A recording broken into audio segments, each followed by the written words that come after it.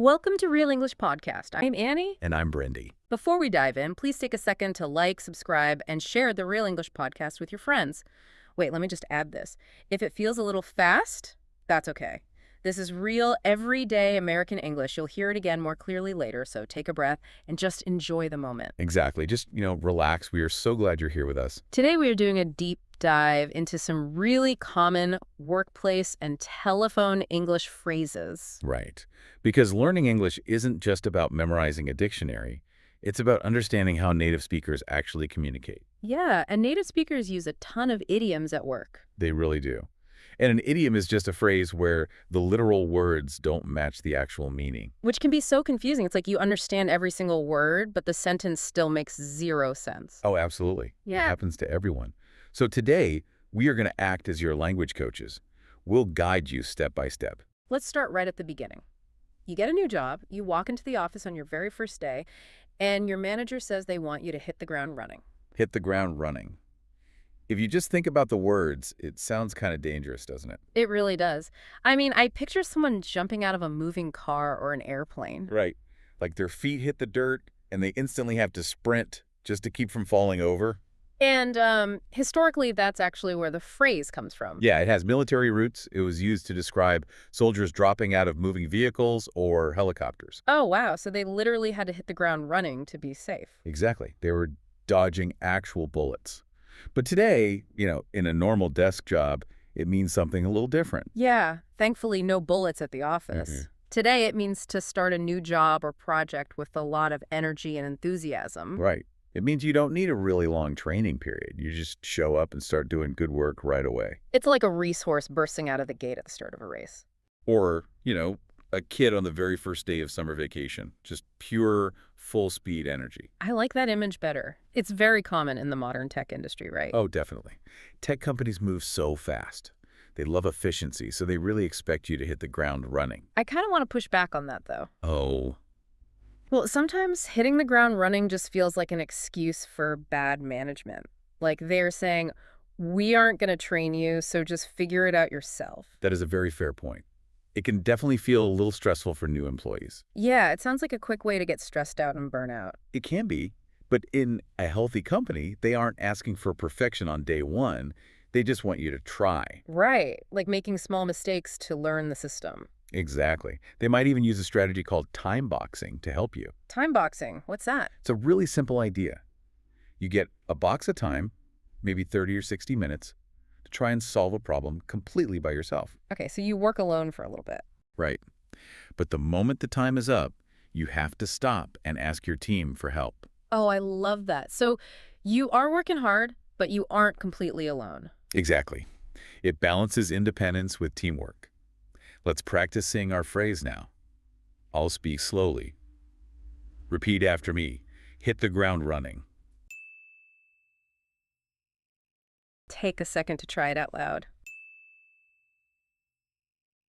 Great. Let's do it one more time. Repeat after me. Hit the ground running. And if that phrase feels a little too aggressive, you can always use simpler alternatives. Right. You could just say, start off on the right foot. Or start with a bang. But let's be honest, even if you start off great, eventually things go wrong at work. They always do. Mistakes happen. And when people get scared about making mistakes, office politics can get a little messy. Which brings us to a much darker workplace idiom. When someone wants to blame a coworker for a mistake, they might throw them under the bus. Throw under the bus. This is a very common, very dramatic phrase. It really is. It means to selfishly blame your colleague just to save yourself from getting in trouble. Think about the image here. You are walking down the street with a friend. A huge bus is coming toward you. Right, and instead of helping your friend, you push them into the street so you can run away safely. Exactly. It describes a really deep personal betrayal. You are sacrificing someone else. It's such a modern-sounding phrase, too. It actually started in Britain around the late 1970s. Yeah, and then it became incredibly popular in the United States around the 2008 political elections. Everyone was using it. Politicians, news reporters, business people. There is even a funny myth about this phrase. A lot of people think the famous singer Cyndi Lauper invented it in the 1980s. Wait, really? The girls just want to have fun, singer. Yes, but it's actually just a myth. A journalist used the phrase in an article about her, but she never actually said it herself. That is so funny how language myths spread like that. But, getting thrown under the bus feels terrible. It really does. It's the And if worst. it happens to you too many times, you might just decide to quit. You might want to throw in the towel. Throw in the towel. That's our next phrase. It simply means to admit defeat, to give up. You just stop trying because the situation feels totally hopeless. This one is really easy to visualize. It comes from the sport of boxing. Oh, right, like when a boxer is losing badly and getting hurt. Exactly. The boxer can't defend themselves anymore. So the coach takes a sweaty towel and throws it into the middle of the boxing ring. And when the referee sees the towel, they stop the fight. The match is over. So in the office, if you are working on a computer spreadsheet for 5 hours and it keeps crashing, you might lean back and say, I'm done. I'm ready to throw in the towel. Okay, I have to ask you something about all this. Sure, go ahead. Why do native English speakers use such violent, dramatic imagery for boring office jobs? That is a great question. I mean, we are talking about giant buses crushing people and bloody boxing matches, but we are just sitting at desks drinking coffee. It does seem a little silly, right? But it actually adds emotional color and relief. Office jobs are physically safe, but they can be really mentally stressful. That makes total sense. You can't actually scream or fight when your boss gives you extra work. Right. You have to just sit there and smile. So using these big dramatic words gives us a safe way to release all that hidden stress. It makes the stress feel validated. Let's practice this one. Repeat after me. Throw in the towel. Say it nice and smooth. Let's try it again. Repeat after me. Throw in the towel. Great job. Now, instead of throwing in the towel when there is a problem, you should probably just talk to your team to fix it. Exactly. Communication is key. And a great phrase for checking in with someone is to touch base. Touch base. This is such a friendly, helpful phrase. It means to briefly contact someone to get a quick update. You are just renewing your connection with them. And this one comes from the American sport of baseball. Right. In baseball, the runner has to physically touch their foot to the base to be safe.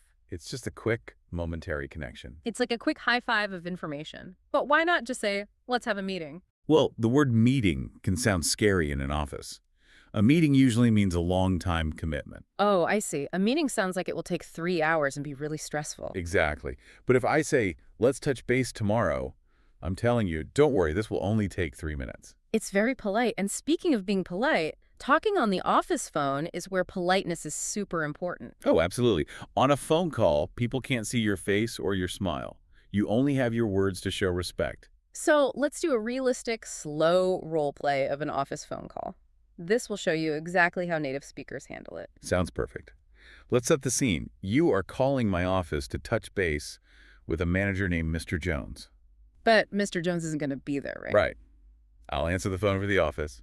Listen carefully to how gentle and indirect the words are. Okay, here we go. Ring, ring. Hello? Who am I speaking to, please? Hello, this is the main office. How can I help you today? Could I speak to Mr. Jones, please? Would you mind holding, please? Not at all. Sorry to keep you waiting. I'm afraid he's on the other line right now. Can I take a message? Yes, please tell him I called. I'm returning his call. I will make sure he gets the message. Thank you so much. Goodbye. Goodbye. An end scene. That was a very standard, polite business call. Let's look at the vocabulary we used. First, notice that I didn't give commands. I didn't tell you to wait. Right, you said, would you mind holding? Yes. In English, being too direct can sound angry. Adding extra words makes it softer. You also said, sorry to keep you waiting. It's so important to apologize for any delay, even if it's just a few seconds. Definitely. And when Mr. Jones was busy, I said, he's on the other line. That just means he is already talking to someone else on a different phone call. Then I asked if I could take a message, and you said a really important phrase. You said, I'm returning his call. Yes, that means Mr. Jones called me earlier, and now I am calling him back. It's a very professional thing to say. Let's practice the most polite phrase from our role play.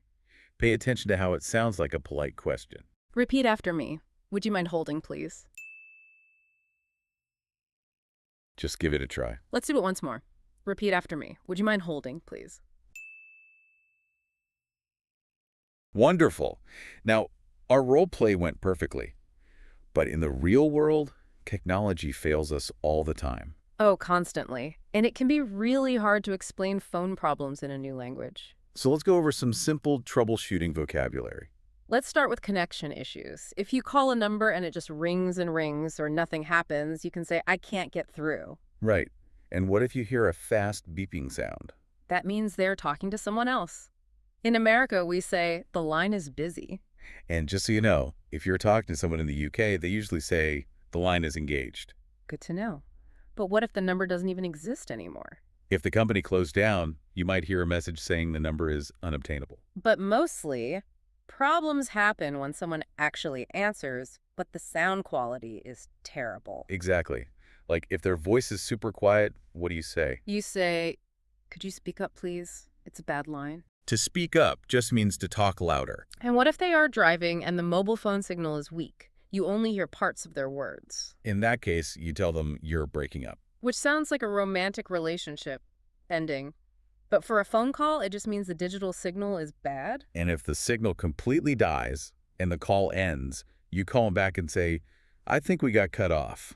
Finally, they're just human mistakes. If you type the wrong numbers, you just say, sorry, wrong number. Or if someone calls you looking for a person who doesn't work there, you politely say, there is no one of that name here. You know, there is a golden rule of English phone etiquette hidden in all these phrases. Oh, what's the golden rule? Always blame the technology, not the person. Ah, yes, that is so true. It's a major social rule. Think about it. If you say your voice is too quiet, it sounds a little mean. Right, it feels like an attack. Yep. But if you say it's a bad line, it's much kinder. You and the other person are on the same team against the broken phone. It saves face. If a call drops, you never want to yell, you hung up on me. Never. That assumes they were being rude. Saying we got cut off just implies the phone system made a mistake. Nobody is to blame. It's a great way to keep everything friendly and professional. Let's practice that. Keep your tone really polite. Repeat after me. Could you speak up, please? It's a bad line. Try to make it sound apologetic. Let's do it again. Repeat after me. Could you speak up, please? It's a bad line. You guys are doing such a great job today. We've covered a lot of ground. We really did. We talked about hitting the ground running and time boxing to get things done. We explored some workplace idioms like the drama of throwing someone under the bus or throwing in the towel. And we learned how to gently touch base, plus all that polite phone vocabulary. You are taking great steps on your English journey. Just keep practicing. And before we go, please remember to like, subscribe, and share the Real English podcast with anyone else learning English. It really helps us out. You know, with more people working from home and using video calls, I wonder how workplace language will change. That's a great point. Will phrases like touching base even make sense to the next generation of remote workers? Or will we get totally new idioms? It's something cool to think about. It definitely is. Language is always changing. And if you want to review today's lesson, I uploaded a free PDF summary in the description and in the comments. Feel free to download it and study at your own pace.